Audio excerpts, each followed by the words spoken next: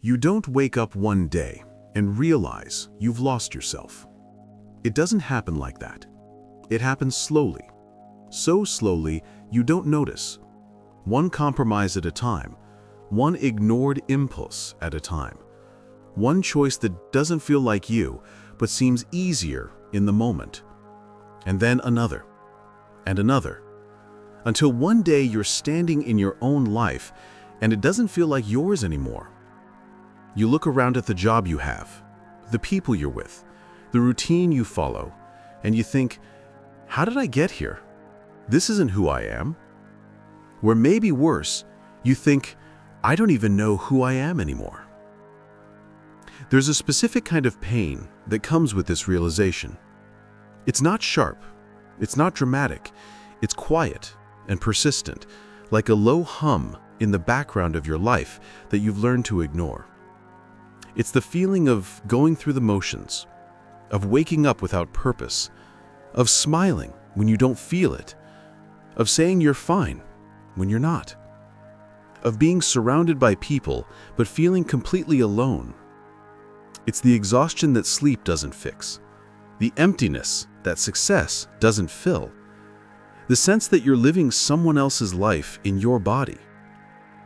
You look in the mirror and see a stranger, not physically, but behind the eyes, there's a distance there, a disconnect. The person staring back at you looks like you, but doesn't feel like you, because somewhere along the way between who you were and who you are now, you lost the thread. You stopped listening to the voice inside that knew what you needed, what you wanted, what felt right. You stopped being guided by your own internal compass and started following external directions. And now you're here, living a life that looks acceptable from the outside, but feels hollow on the inside. This is what it means to lose yourself, and it's one of the most common experiences in modern life. People don't talk about it because they think they're the only ones feeling it. They think everyone else has it figured out, but they don't. Most people are just as lost, just as numb, just as disconnected from who they really are. They're just better at hiding it. The silent disappearance of yourself doesn't announce itself.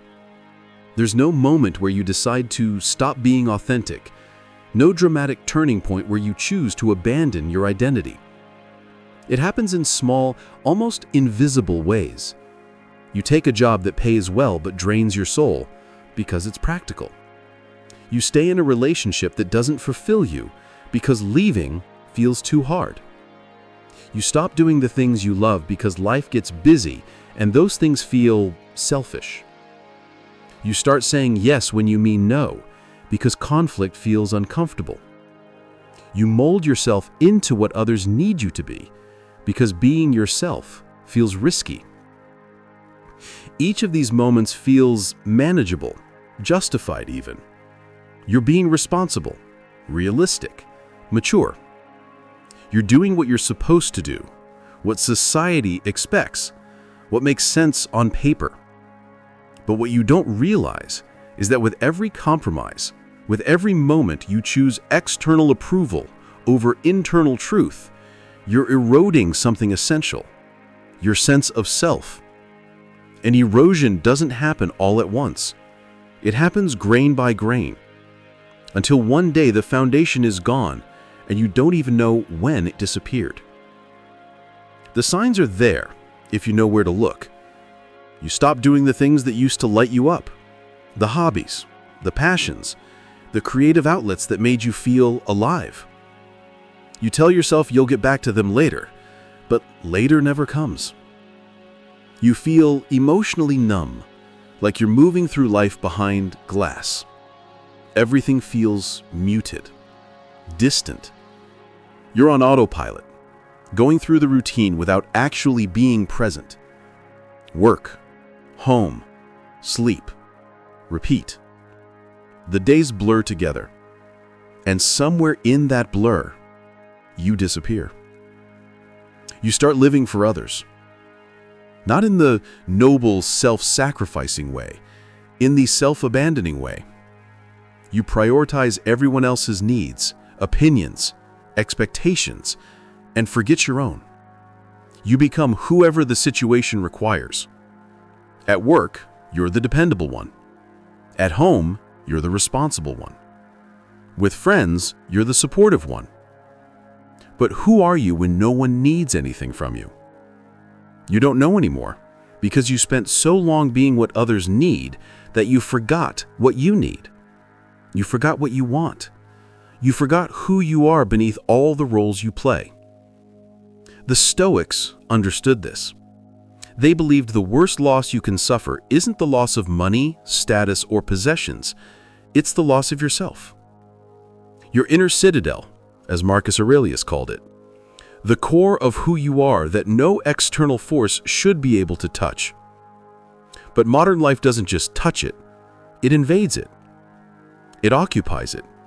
And if you're not vigilant, if you're not protecting that inner space, you wake up one day and realize someone else is living in your head, directing your choices, shaping your life, and you don't know how to evict them.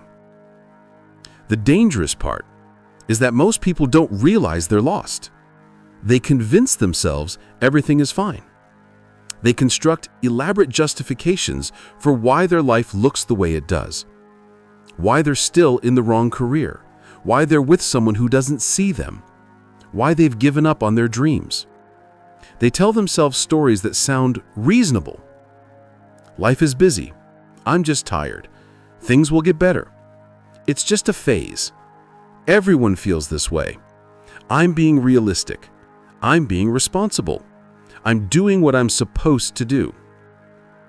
But underneath those justifications, in the quiet moments they try to avoid, they know. They know they're lying to themselves. They know this isn't what they wanted. They know they've made compromises that compromised them. These are micro self-betrayals, small moments where you choose comfort over truth, where you silence your intuition because listening to it would require change, where you pretend you're okay with something you're not okay with because speaking up feels too risky. Over time, these betrayals accumulate. Your internal identity, the person you are when no one is watching, diverges from your external identity, the person you present to the world, and the gap between them grows. On the outside, you're fine, functioning, maybe even successful, but on the inside, you're collapsing. You're exhausted from maintaining the performance, from pretending, from being someone you're not. And the worst part is that you can't even admit it. Not to others, not even to yourself. Because admitting it means you have to do something about it. And doing something about it feels impossible. Carl Jung talked about the shadow. The parts of yourself you don't want to acknowledge. The impulses, desires, truths you've pushed down because they don't fit the image you're trying to maintain. But the shadow doesn't disappear just because you ignore it. It lives in your private moments, in the things you do when no one is watching, in the ways you numb, distract, escape.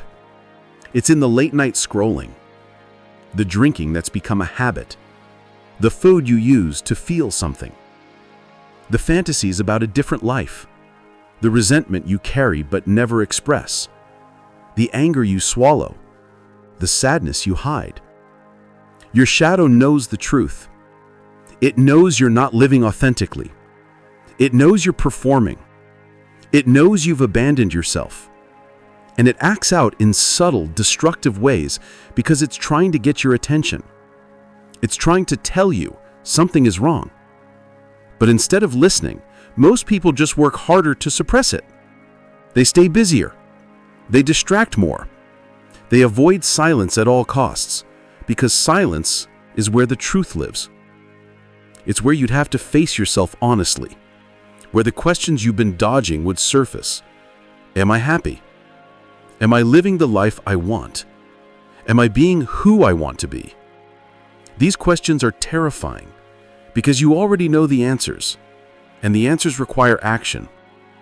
So you fill every moment with noise, podcasts, music, TV, scrolling, work, plans, Anything to avoid being alone with your thoughts. Anything to avoid the confrontation with yourself.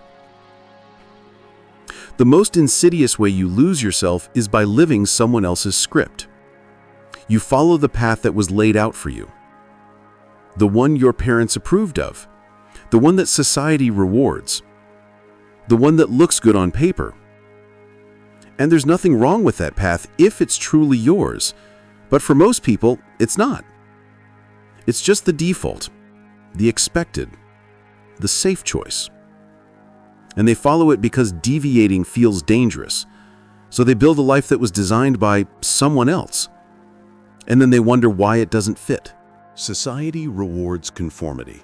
It praises people who stay in line, who don't cause problems, who play by the rules. And it punishes authenticity. It calls it selfish, impractical, risky, naive. So most people learn early on that being yourself is dangerous, that fitting in is safer, that blending in protects you. And they spend the rest of their lives trying to disappear into acceptability. But you can't be both acceptable and authentic. At some point, you have to choose. And most people choose acceptable, and then spend decades wondering why they feel so empty. The more you avoid yourself, the more lost you become.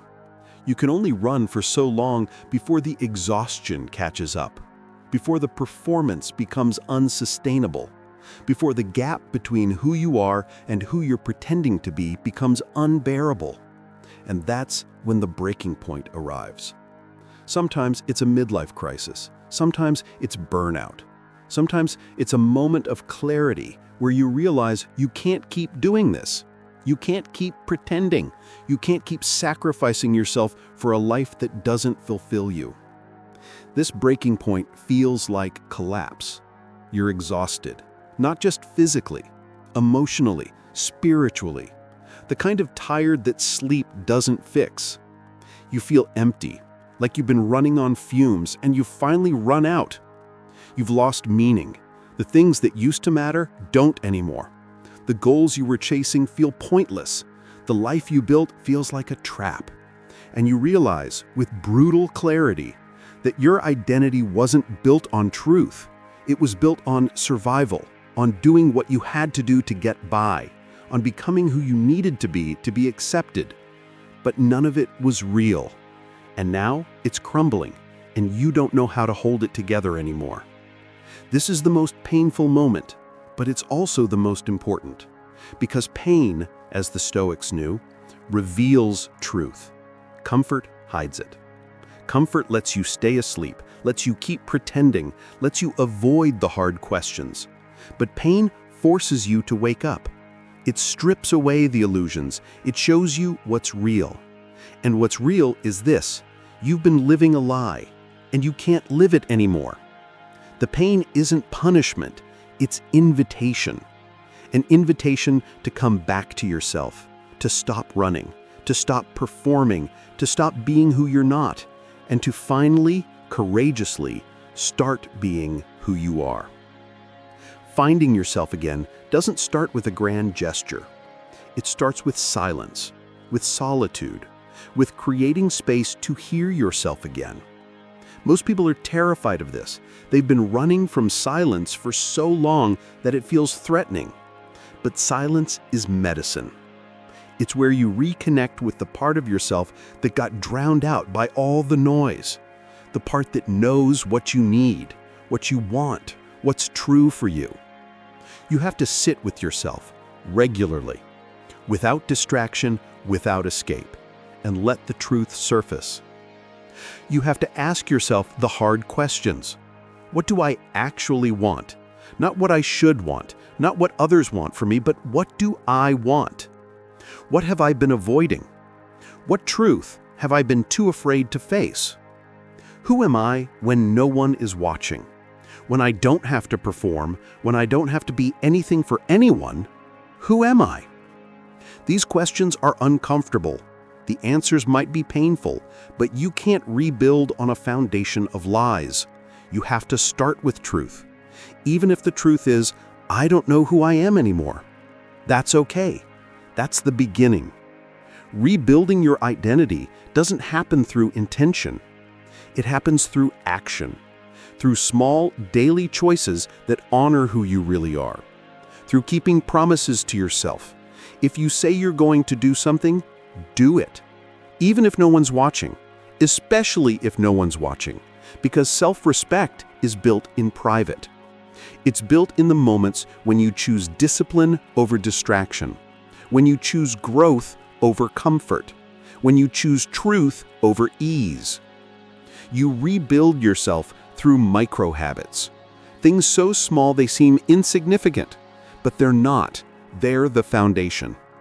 Reading instead of scrolling, moving your body, eating food that nourishes you, spending time on work that matters, saying no to things that drain you, saying yes to things that fulfill you, creating instead of consuming, reflecting instead of reacting. These tiny choices, repeated daily, rebuild the connection to yourself. They remind you who you are. They show you that you can trust yourself again. You have to build a private version of yourself that you're proud of. Not for anyone else, for you. A version that acts with integrity when no one's watching, that keeps commitments, that honors values, that lives aligned with what matters. This version doesn't need external validation because it's grounded in internal truth. It doesn't need applause because it knows it's doing what's right. This is the version that lasts, the version that can't be taken from you, the version that's real. Becoming who you were meant to be isn't about transformation. It's about alignment. It's about bringing your private self and your public self into harmony. So there's no more gap, no more performance, no more pretending. Just authenticity, just truth.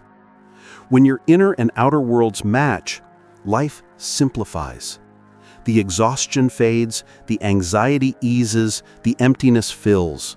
Because you're no longer splitting your energy between who you are and who you're pretending to be. You're just being, and being is enough. This alignment creates freedom. The freedom to be yourself without apology. To make choices based on what's true for you, not what's expected. To walk away from what doesn't serve you without guilt. To pursue what matters without justification. This freedom isn't reckless. It's grounded in self-knowledge and self-respect. It's the freedom that comes from knowing who you are and refusing to abandon yourself again. Self-respect becomes the foundation of everything. It's not arrogance. It's not selfishness. It's the quiet confidence that comes from living in integrity, from keeping your word to yourself, from honoring your needs, from protecting your energy, from refusing to betray yourself for comfort or approval. Self-respect is what allows you to stand firm in who you are, even when the world pushes back, even when people don't understand, even when the path is lonely. Because being alone with yourself is better than being surrounded by people while lost. Getting your life back isn't about changing the world. It's about coming home to yourself. It's about returning to the person you were before the world told you who to be. Before the compromises, before the performances, before the fear. That person is still there, buried under years of conditioning, expectation, and survival, but still there, waiting. And all you have to do is start clearing away what's not yours. The beliefs that don't fit, the goals that don't resonate, the relationships that don't honor you, the habits that numb you. Clear it all away, and underneath, you'll find yourself again. This process isn't fast, it isn't easy. It requires courage, honesty, and patience. It requires you to face uncomfortable truths, to make difficult choices, to disappoint people, to walk away from what's familiar, but it's the only way. You can't keep living a life that's not yours and expect to feel whole. You can't keep abandoning yourself and expect to feel peace. At some point, you have to choose. Keep performing or start living. Keep hiding or start being. Keep running or come home. Losing yourself happens slowly. So slowly you don't notice until you're already gone. But finding yourself happens one honest moment at a time. One choice that honors you, one boundary that protects you, one truth that frees you. It's not a destination, it's a practice, a daily return to yourself, a commitment to stay connected to who you are beneath everything else.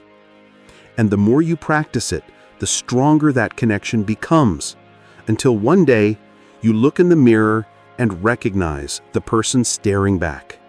Not because they look different, but because you finally know them. You finally see them. You finally are them. You don't have to stay lost. You never did. You just have to stop running and start listening. The way back is always through yourself.